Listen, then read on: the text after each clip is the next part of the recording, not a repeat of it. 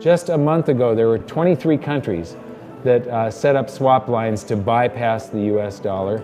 This is the East-West cycle, the maximum spending demographic, the wealth distribution cycle, the household debt to income ratio cycle, the stock market cycle, the Kondratiev wave, and world monetary systems, and they're all pointing to a massive deflation that should be coming in the future. In Japan, they're trying to beat deflation by just expanding the currency supply, and it doesn't work. If you're a Keynesian, you think it'll work, but Japan's been trying it now for 2 decades, and it hasn't worked yet, and so now the US is trying it. This is starting to fall apart, and it's falling apart at an increasing rate. It's happening faster and faster. I'm up at the Cambridge House Investment Conference in Vancouver, Canada, and I'm about to go on stage in a few moments, and I'm going to be talking about why I think there's deflation coming and it's coming soon. I'm going to be going over what I call the golden nails in the dollar's coffin. The US dollar standard as the world's reserve currency, its days are numbered. Episode number 3 of Hidden Secrets of Money was about the death of the dollar standard, and we're getting closer and closer to that day, and it seems like every week now there's another nail in the dollar's coffin. So this is just an update on that and a progression of it. So I hope you enjoy this. I hope you get something from it. Come on in and join me.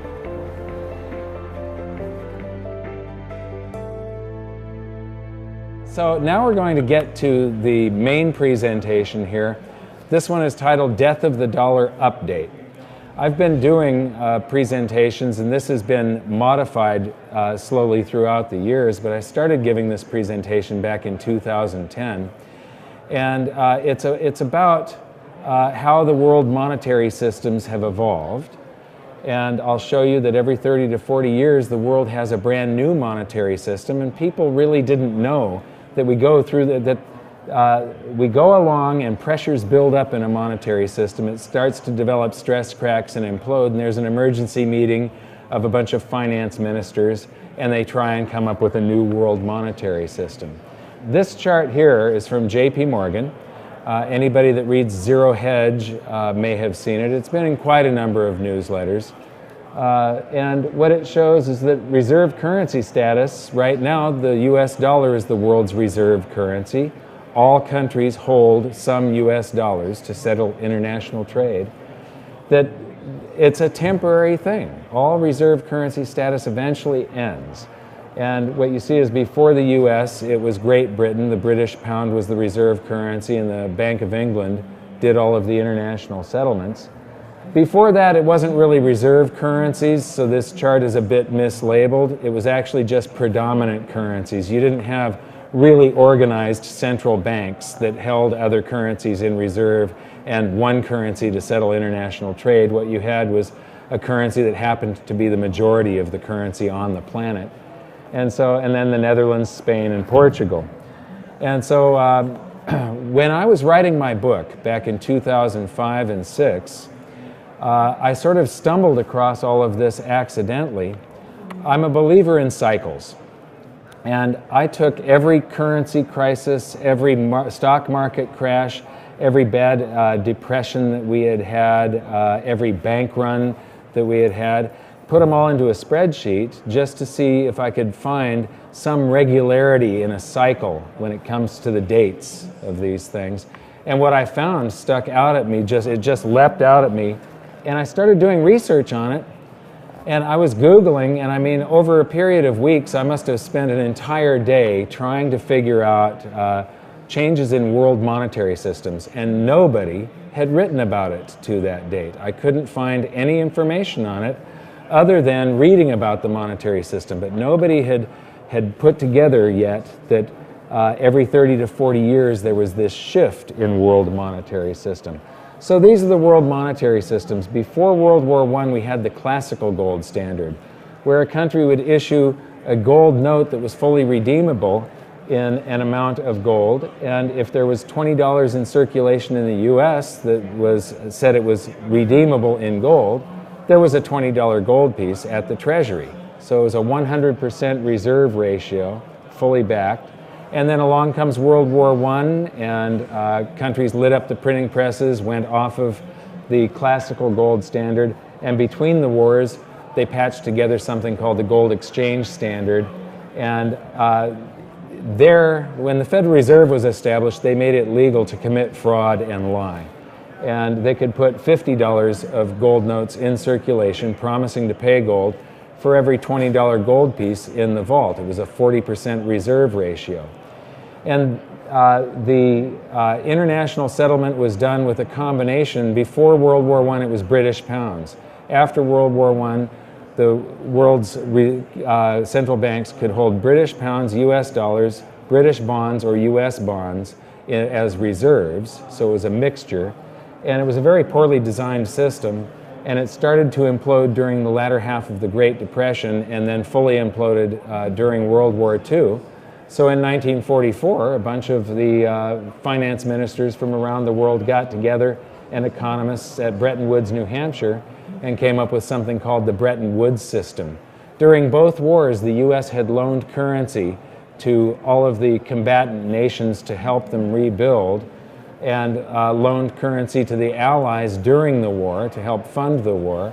And so the world was sort of flooded with US dollars. So it was decided that at Bretton Woods, New Hampshire, that all the world's currencies would be backed by US dollars, and the US dollar would be convertible into gold to foreign central banks only at $35 per ounce.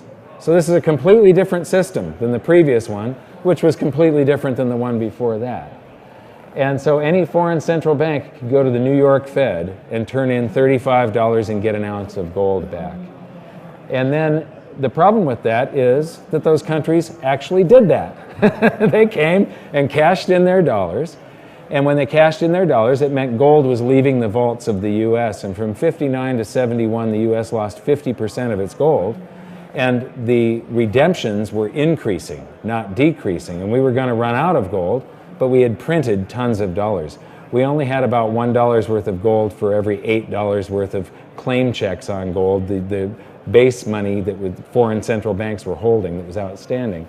And so Nixon was forced to end the Bretton Woods system where the dollar was pegged to gold on August 15th of 71. But when he did that, he unwittingly unpegged all currencies. All currencies were pegged to gold and backed by gold, but through the US dollar. So when he severed that tie, it wasn't just the dollar becoming a fiat currency on August 15th of 71, it was the entire planet's currency supply. Every country on the planet was suddenly unpegged from gold. And the reason that we went on the US dollar standard globally is a complete accident. It wasn't, they did have something called the Washington Accord. There were meetings to try and create a new monetary system, but the new monetary system had already happened. It was a default.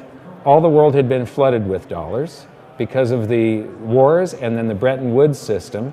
And when they stopped the redemption rights, we just went on floating exchange rates, and we ended up with the US dollar standard. And it is the most poorly designed of all these currency systems. However, there is the reason that it's lasted for 43 years is because there's nothing waiting in the wings to take its place. The world being flooded with dollars meant that the dollar standard was sort of waiting in the wings when Bretton Woods imploded. But the result is that classical gold standard 30 to 40 years, the gold exchange standard 30 years, Bretton Woods 28 years, the US dollar standard 43 years plus, and there's something coming. And now we're going to get into what I call the nails of the coffin for the US dollar standard. But first, what is the US dollar standard? Well, if Canada wants to buy Chinese cars, you don't pay for them with Canadian dollars to China because nobody in China can use the Canadian dollars. They can't pay another business or get on the bus and pay in Canadian dollars. They've got to do it in yuan. So what happens is a car dealer here that's buying Japanese cars will convert the Canadian dollars into American dollars and pay the American dollars, and over in China they are converted into yuan because it's such a large and liquid pool of currency that all the other currencies can be instantly traded back and forth into and out of US dollars. So, you know, everybody has their local currency that they use in each region, but when it comes to international trade, it's all done in US dollars. Every currency is converted into the US dollar. You pay another country, they convert that into their currency. Well, what has happened in the, over the past decade, this is starting to fall apart, and it's falling apart at an increasing rate. It's happening faster and faster. These are the countries that are trying to avoid the US dollar in trade. They are actively putting policies in place and trying to bypass the US dollar. These are the countries where the use of a dollar alternative, such as selling oil in euros or gold, triggered war. The countries with the boxing gloves, gold has been introduced as a competing currency. Utah made gold a legal tender money in the state of Utah. And then the countries with the up arrows are the countries that are actively accumulating gold. Central banks are big buyers of gold these days. The airplanes are repatriation of gold. Venezuela got their gold back from the Bank of England. Germany is getting their gold back from the New York Fed, but the New York Fed doesn't have it. It's going to take 7 years to get it back. And then the question marks are probably future gold repatriations. It's citizens demanding of their government that their government repatriate their gold from the New York Fed or the Bank of England, the old entities that used to do the international settlement under those previous monetary systems. So this is the timeline of the nails in the coffin for the US dollar standard, and I believe that because there's no other system waiting in the wings to just sort of take over, that this is going to be very chaotic and very painful for most people. In 1971, August 15th, Nixon removed the gold backing and all the world's currencies became fiat floating currencies. And then there was this nice calm before the storm and everything worked just fine. And that's the way it was in all the previous monetary systems. They worked fine for a while, and then pressures build up, disequilibria happens, and stress cracks start to develop, and then it starts to implode. And so that happened until Saddam Hussein started selling oil in euros. Well, we know how that worked out for him. Then along comes the 2008 crisis. Then Iran ends oil sales in dollars. We have quantitative easing too, and add another $600 billion to the currency supply in the base money in the United States. Then Muammar Gaddafi announces that he planned to sell oil in other currencies like the euro and gold, and we know how that worked out for him. China and Russia bypassed the dollar. Chinese president says dollar reserves are a product of the past. Utah recognizes silver and gold as money. China and Iran bypass the dollar. Venezuela repatriates their gold. China and Japan allow currency swaps. India and Japan bypass the dollar. Russia and Iran trade directly. Iran sells India oil for rupees and commodities. China and Brazil trade directly. African countries ban the dollar. Now, for a while in Zambia, you could go to jail for using US dollars. There were a number of countries that were trying to get off of the, there's countries around the world that are very dollarized. For instance, in South America, there are countries where most of the currency supply is US dollars. They don't use much of their own national currency.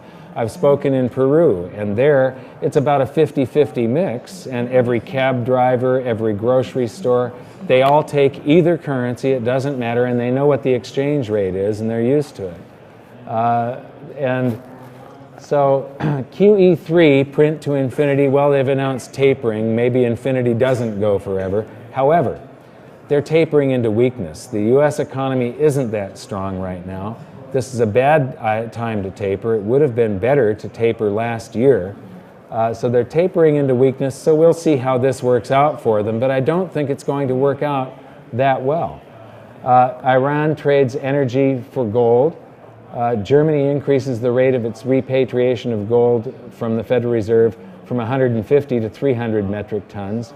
And all of these nails are falling on the dates in this timeline, and you can see how there's more and more and more of them closer and closer together. They're speeding up. Japan increases their... Have you heard of Abenomics? How many people have heard of Abenomics? Okay. Well, in Japan, they're trying to beat deflation by just expanding the currency supply, and it doesn't work. If you're a Keynesian, you think it'll work, but Japan's been trying it now for 2 decades, and it hasn't worked yet, and so now the US is trying it. And every country on the planet is printing to beat hell. China considers gold, not the dollar, as a yuan reference. So right now, internationally, when you're trading yuan, it's always priced in dollars. They're considering trying to peg it to gold somehow. China agrees to a $45 billion swap line with the ECB, the European Central Bank.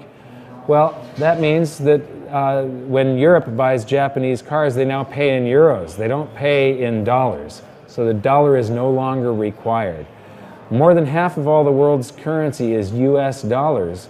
More than half of those dollars reside outside the United States. They're sloshing around the planet in this international trade, and now countries are skipping the US dollar, so it isn't as necessary. So all those dollars will eventually come back home to the US, and that's when the US will see a big inflation. We saw a huge inflation of real estate back in the late 80s as Japan, with their big stock market bubble, came to the United States and bought up all of the prime real estate like Rockefeller Center and most of downtown Los Angeles. An enormous inflation in real estate. We're going to be seeing the same thing as all of these dollars that are used in international trade come home because they no longer need them around the rest of the world. Korea signed a deal with Indonesia for a currency swap agreement worth $10 billion. Australia does a currency swap deal with Korea and opens up a trading exchange for Chinese yuan. New Zealand does a currency deal with China. Just a month ago, there were 23 countries that set up swap lines to bypass the US dollar. I believe it was last week or the week before, Russia, China, and Iran decided to drop the dollar in bilateral trade. So these countries no longer have to settle in US dollars when they're settling between them. And while they were discussing that deal, they set up a meeting where China and Russia signed 30 agreements, and one of them is a $400 billion gas deal, and in all of these agreements, the US dollar is no longer required. And now, today, China and Japan launched that direct yen-yuan trading exchange. That happens today. And now the US government is getting in on the act of hammering golden nails in the dollar's coffin. The Foreign Account Tax Compliance Act goes into effect. As a Canadian, you can move anywhere in the world, and if you open a business in Peru or in Japan or somewhere in Europe, you pay tax on your residency. You're not going to pay tax to Canada. You pay tax in the country you live in. You can go to Singapore where tax rates are much lower. Open a business there, or if you're retired, draw out, and you're going to pay Singapore taxes. The US is one of 2 countries on the planet, the United States and Eritrea, this microscopic country in Africa that's very poor and has no technology to track its own citizens. And the US, they're the only 2 countries on the planet that tax us by our citizenship. So if I move to Singapore, I pay Singapore taxes, and then I file a return with the US government, and I get to deduct my Singapore taxes and pay the difference to the US. The US has this leash on its citizens that's like an invisible Berlin Wall. We call it the land of the free, but I don't think it's quite as free as it once was. This Foreign Account Tax Compliance Act means, and there's 30 countries around the planet that have agreed to this, it means that banks around the world have to inform the US government and the IRS about their account holdings of all American citizens. So this is a big burden, this compliance with the US government and reporting. that banks don't want to have. And the result is that very few banks on the planet now want to deal with US citizens. So if a US citizen can't go and open up a business in Singapore and a bank account to be able to operate that business with, that means that there's going to be less use for US dollars in the future abroad. And so it's just one more nail in the coffin of the US dollar standard. US citizens are being tracked all over the world, and our government is intent on squeezing its taxes out of them. It's a few days later now, and I thought that this was so important that I should stop the video right here and elaborate on it a little bit. On July 1st, 2014, all foreign banks and financial institutions are supposed to start reporting all Americans with accounts of more than $50,000 to the IRS. Now, the foreign banks don't want to do this, but the IRS and the U.S. Treasury are forcing them to do it by threatening to freeze them out of the United States financial markets if they don't comply. And so far, 77,000 banks have signed on. You might have heard that this has been postponed until 2016, but actually it's just that the IRS and the U.S. Treasury have given a 2-year grace period to foreign financial institutions that fail to comply with this new rule before they beat them into submission. So this is something that is happening. It goes into effect July 1st, 2014. So I believe that this is actually the greatest opportunity in history, though. There's a convergence happening right now. To see more of this, I'm running out of time now. So to see more of this, visit hiddensecretsofmoney.com. The third episode is about the nails in the coffin. This was an update because there's been so many more nails in the coffin since that was filmed. But you'll see how the world monetary system is basically a Ponzi scheme. I believe our episode 4 is the first time that the world monetary system has been explained in a way that the average person can grasp and see how it always requires us working and paying taxes in the future to support the monetary system today and keep it from imploding. I'm going to be able to continue this presentation and give a whole bunch more data and update some things, some other items. And let you know where I think things are going in the future. You'll learn things like wealth cycles. This is a wealth cycle between gold and stocks. And $1 invested in 1871, I know that was a long time ago, would be just under $11 million today using this system. This is the East-West cycle, the maximum spending demographic, the wealth distribution cycle, the household debt to income ratio cycle, the stock market cycle, the Kondratiev wave, and world monetary systems, and they're all pointing to a massive deflation that should be coming in the future. If you want to know about this, come back at 2. And this is where the big opportunity comes from, the spread between the value of gold at the Treasury versus the currency in circulation. And in a Kondratiev winter, which we are in, revaluations can be overnight. You wake up one morning and the opportunity is gone. This is the Russian ruble, and you'll learn more about that and our own, in the United States, the currency devaluation that happened in 1933 at 2 p.m. here. Thank you very much. And these things are all deflationary events, and the world's central banks are trying to stave them off with currency creation. And it isn't working, no matter what they do. So I really think what you're going to see sometime before the end of this decade is a huge deflationary crash, and then countries will print their way right into hyperinflation, because what will happen is they'll print and nothing will happen. And they'll print and nothing will happen. Because as they print, people are still scared and they'll save that currency and they won't spend it. And they keep on printing, and in my book I wrote that like the US government could do helicopter drops. They could refund all the tax that you've ever paid in your entire lifetime. Eventually, there will come a time where people say, you know what?